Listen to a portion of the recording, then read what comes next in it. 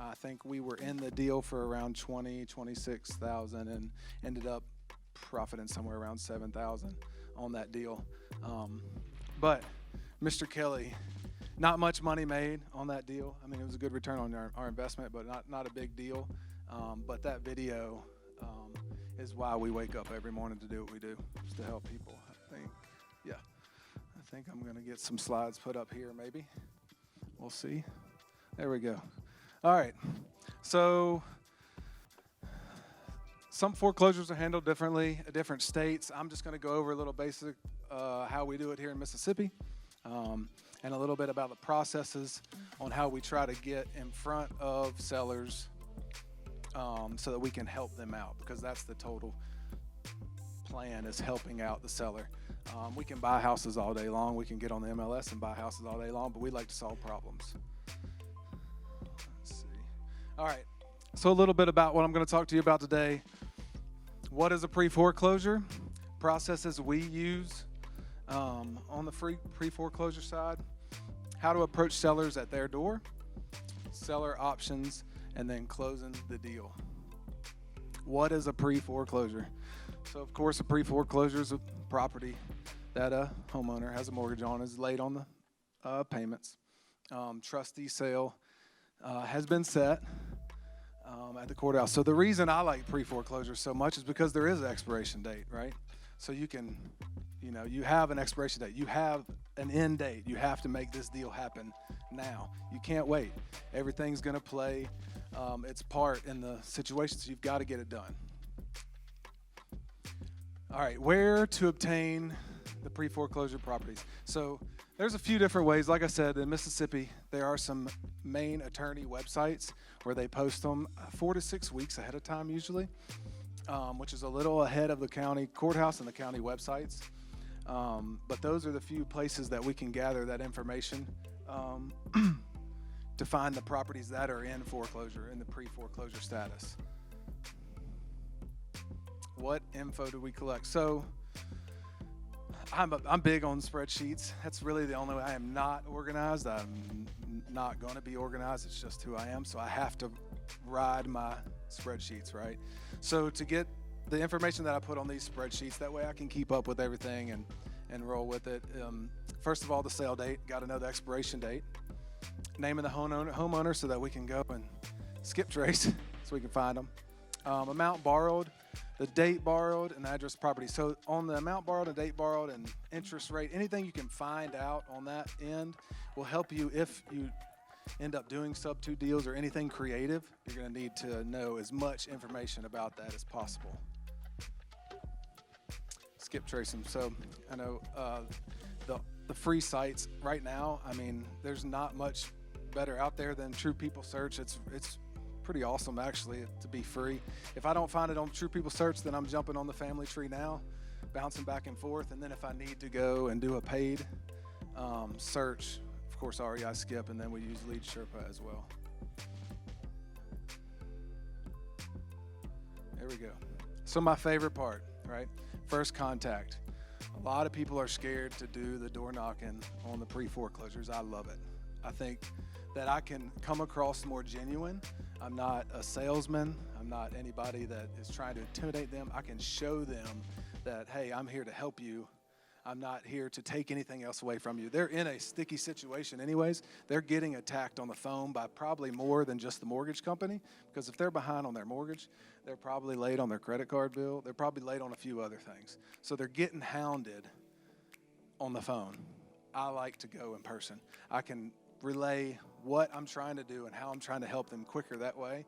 And of course, time is the essence with this. So with door knocking, I like to go within the first 72 hours that I find out that it's publicized. So either on the attorney websites or the county courthouse or the county websites.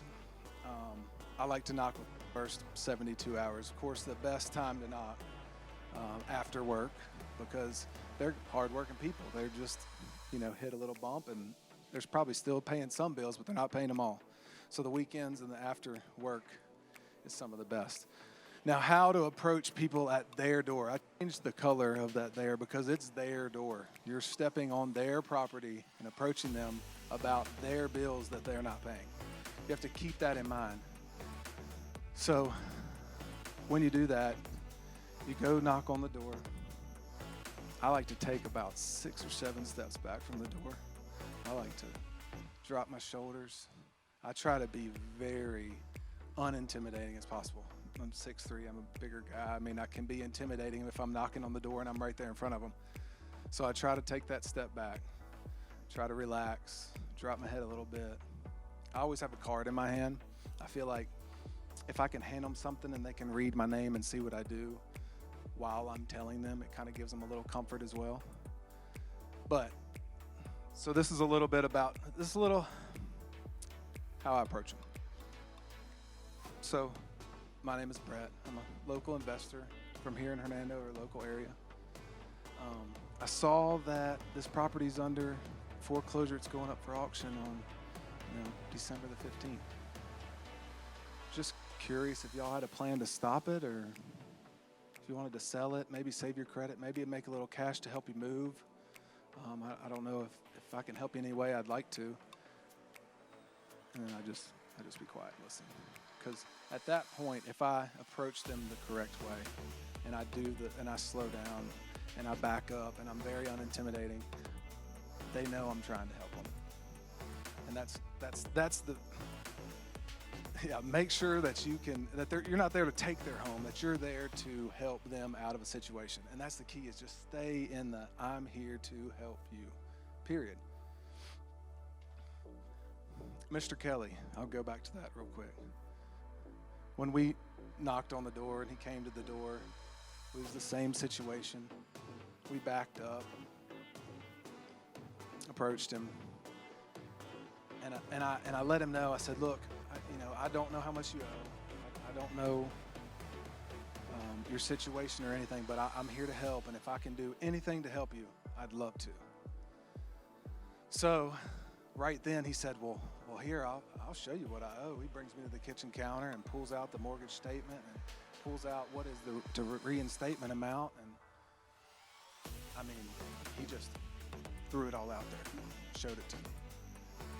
So that's when we were able to form, because we knew right off the bat it wasn't a cash deal. The margins were just too small. But we felt like we could help him out by doing a sub-2 deal, by picking up the mortgage, bringing it current, making payments while we flipped it. I think we were in and out of there in maybe two months. I can't quite remember. It was much longer than 2 months. But at the end of the day, we solved a problem. So I'm going to go back real quick because I skipped a slide there. The next slide is what do we do if no one's home? Well, I didn't really say what would happen if they were home. So anyway, if they're home, and I kind of explained that a second ago, but we go through and we try to talk to them and find their pain points, find if they can, if there's any way that we can help them out of the situation. Not always is there a deal. And with that being said, I will all the time give them extra options. So if my option selling the house to me is not the option, I'm going to go through and talk them through whether it's listing the house if they have time. If there's nothing wrong with the house and they can put it on the market and it can be sold quick enough, that's usually not the option when it's in foreclosure, because I'm only 6 to 4 weeks ahead of the sale date.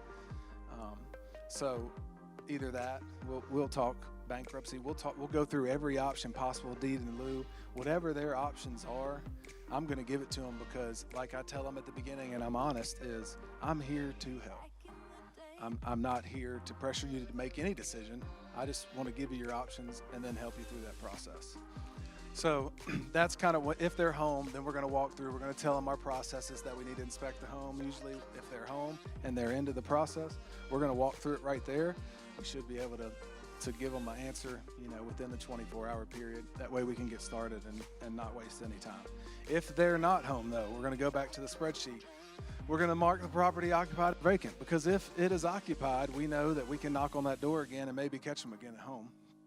Or we can keep calling them, making phone calls, trying to get in touch with them. If it's vacant, we know that if they're not there, we don't have to waste our time driving by again.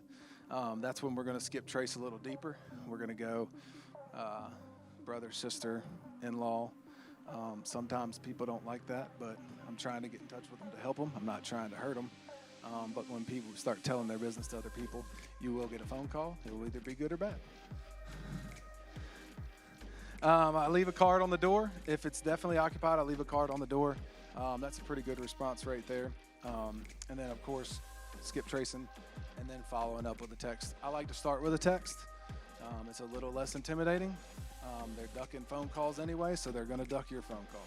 So start with a text, explain your situation. Hey, I know your house is getting up on the foreclosure date, but I might have a plan to help you out. Give me a call. Let's talk about it. Sometimes I just text them and say, hey, I'm trying to give you some money. Will you call me back? So back to seller options. Cash offer, of course. Short sale, I think Johnny's going to come up here either today or tomorrow, I don't remember. But he's the short sale guy. He'll go in depth with that, but the bank will usually take a little bit less.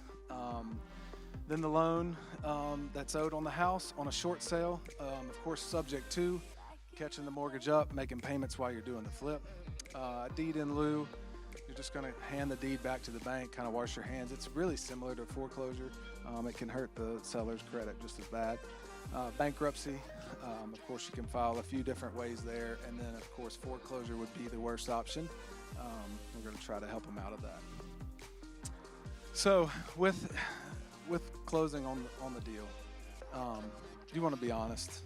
I mean, the more transparent and honest you are in the process, the more deals you'll close and the more referrals you'll get out of the deal. That testimonial is way better than any $10,000 check you've cashed. That's why we wake up. That's why we do what we do. And it can make you way more money than that one deal where you get over on somebody. So being honest, being transparent, and in that being transparent,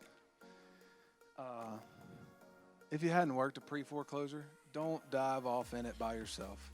I'm not saying JV it, but reach out to people, let them walk you through, because you're dealing, I mean, these people are in a very bad situation in their life. You know, if they get hit with this foreclosure, they're 7 to 14 years, their credit's going to be dinged. A lot of times it puts them on the street. They don't have anywhere to go. And it's a tough situation walking away from a deal when you can't help somebody. So being there to help people, like I've said it a million times going back, it is very, very important.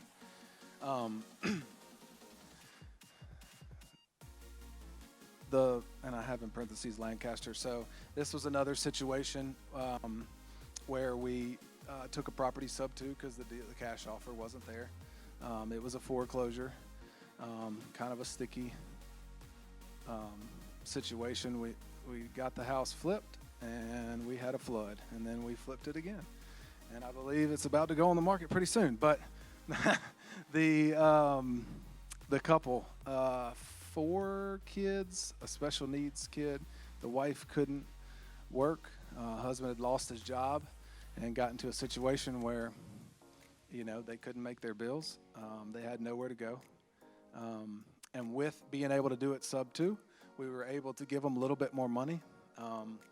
We actually did them on a sliding scale to where we gave them a little money at closing. And then if we sell it a certain amount, we sell it at $200,000, they'll get $8,000. If we sell it at $170,000, they'll get an extra $5,000. And so there's all different ways creatively to structure those deals, and it goes back to just helping people as much as you can. I mean, they're in a hole. You can help them out. It's just you have to think outside the box. You have to get creative.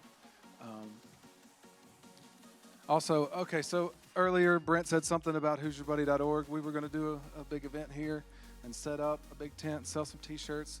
Things just haven't rolled the right way with getting the nonprofit done. the nonprofit sector is a little tougher than I thought it was. But I started Who's Your Buddy.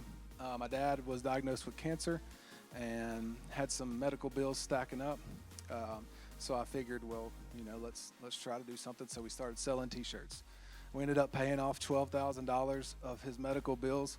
And then when he passed away, we took on 2 little buddies. One is now 6 years old, I believe, and one is 11. The 11-year-old is in remission and doing great. Yep, that's right. The 6-year-old is working hard. He is 5 days a week at St. Jude in Memphis, and of course they pay all his medical bills, but they did not pay for his mom to quit her job and take him there every day of the week, and they did not pay for them to have 2 cars for that family.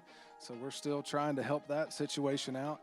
The dad usually lets the mom take the car and he Ubers to work. So we're trying to work out and raise some money for that. Our story is on that website. You can go to who'syourbuddy.org and check it all out. The little buddy, there's some videos up. We are trying to push this to be able to take care of them and help them out through these situations. Like I said, it is not easy.